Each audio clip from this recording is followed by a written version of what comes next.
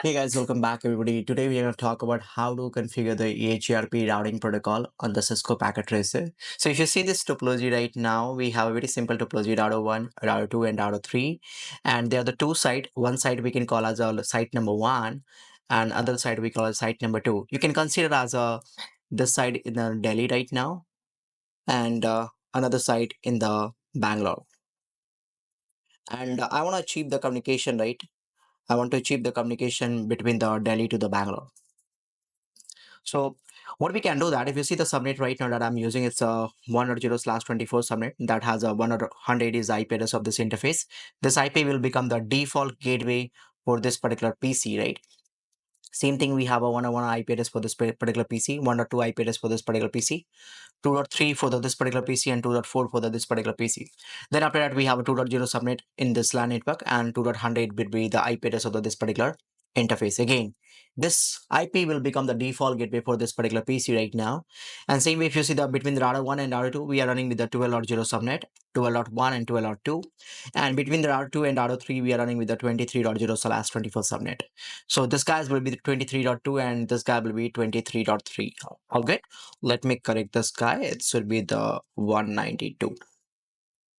Okay, so let's start the configuration. What we can do that first, we'll configure the IP addressing on the router side and the PC side, and then we'll configure the routing protocol, and the last we are going to do the verification.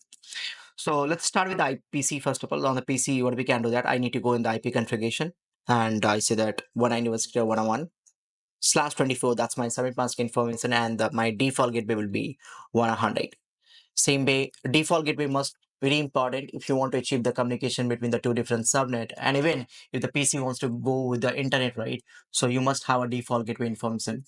If the PC doesn't have a default gateway information, then they cannot reach to the internet, and even they cannot reach to the different subnet as well. Without default gateway, still you can communicate within the LAN network.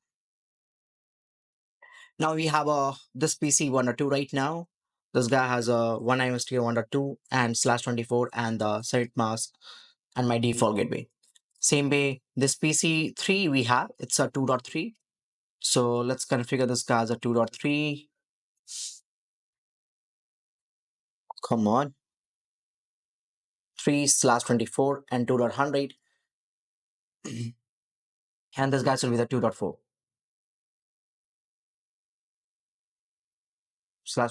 and this will be the 2.100.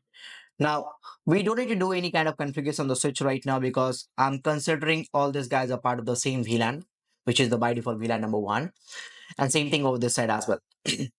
On the router number 1, we'll do the configuration from the scratch, right? Come on. Yep, this is the no and enable config terminal hostname router number 1. So first of all, we need to configure the interface 0/0, which is the LAN interface, right? It should be the 100/24. No shutdown, because by default the layer 3 interface are in the shutdown state. We need to wake up this guy. And same thing on the interface 0/1 as well. I have IP address will be 12.1 as well. Okay. Now what we can do that, we need to jump to the router number 2 now. On the router number 2, also the no and the enable config terminal host name will be router number 2 now. Interface 0/0 IP address will be 12.2/24. This is the interface which is facing towards the router number 1. And same way interface 0/1, which is facing to the R3 as well. So this is the 0/1. This is this interface we are talking about right now, and we are done. If you want to verify quickly, you can see the show IP interface brief. This command is gonna tell you whatever the IP address is configured on that particular interface. The protocol is done because we haven't configured the IP address on this particular interface, and even the it's still the interface are it's a down state. That's why the protocol is down. So let's go to the R3, and on R3 we can do that no and say the enable host name will be R3 and interface 0/0 will be IP address will be 23.3/24. This is the interface again, it's facing towards the R2. Now you can see that both the interface are green, right? Now what we can do, the interface 0/1 IP address will be 2.100 now. /24, no shutdown. That's good. Now you can verify it as well. So if you put the command show IP interface brief, it will throw the error because you cannot do the any kind of verification in the global configuration mode. So if you want to perform the verification in the global configuration mode, you need to use the do keyword, do show IP interface brief. Okay, these things we are discussing according to the iOS perspective, right? So Cisco has a multiple types of operating system, right? So right now we are doing the configuration on the iOS, and on this is the behavior on the iOS router, right? So if you have a Nexus operating system, in the Nexus operating system, you don't need to use the do keyword. Next, what we can do that, I have done with the IP address configuration. Now we need to go and configure the routing protocol. So I start with the router number one. On the router number one, what we can do that, I'll say the router EIGRP, right? If you put the question mark, you have a bunch of routing protocol option, and I have enabled the EIGRP right now, which is the enhanced version of the IGRP protocol. And then after that, I need to define the autonomous system number. It's a 16-bit of number, and that's all. If you want to configure the router ID, you can configure the router ID as well. EIGRP router ID 1.1.1.1. Make sure that router ID is just a name of the router, right? I don't have any IP address of the 1.1.1 on the router number one, but I still configure the router ID 1.1.1.1. All right. I'll make a separate video on the router ID. And now what we can do that, I'll advertise my network. My network will be 2.0 and my network will be 1.0 as well. That's all. Same thing on the router number two now. On the router number two, I'll go in the config mode. As the router EIGRP, make sure that AS number has to be seen. So the AS number that I'm using on the all the routers is EIGRP number one.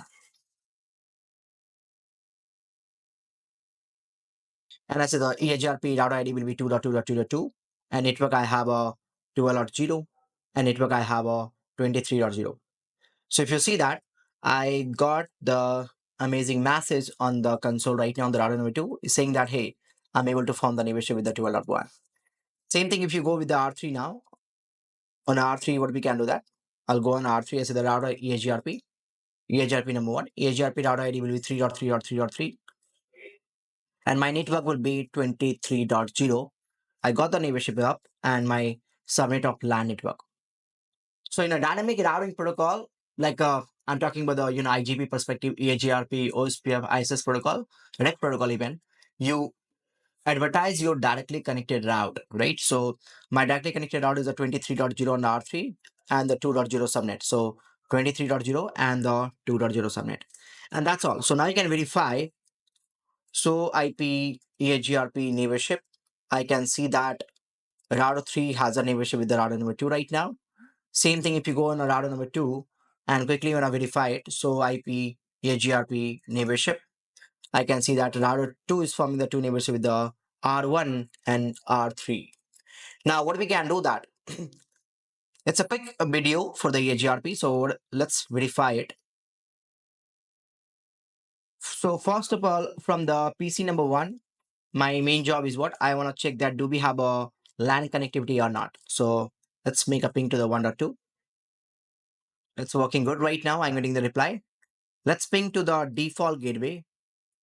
Right. So whenever you're sending the traffic to the internet, right, or any different broadcast domain, first ping the default gateway.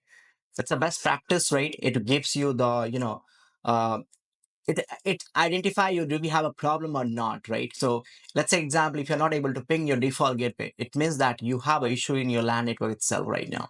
So my reply is getting good right now.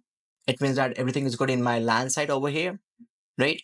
Now I'm gonna ping from Delhi to the Bangalore. So I'm pinging from the 101 to the 2.3.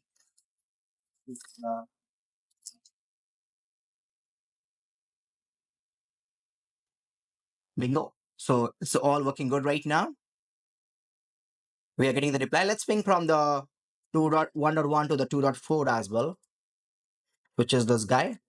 And here we go.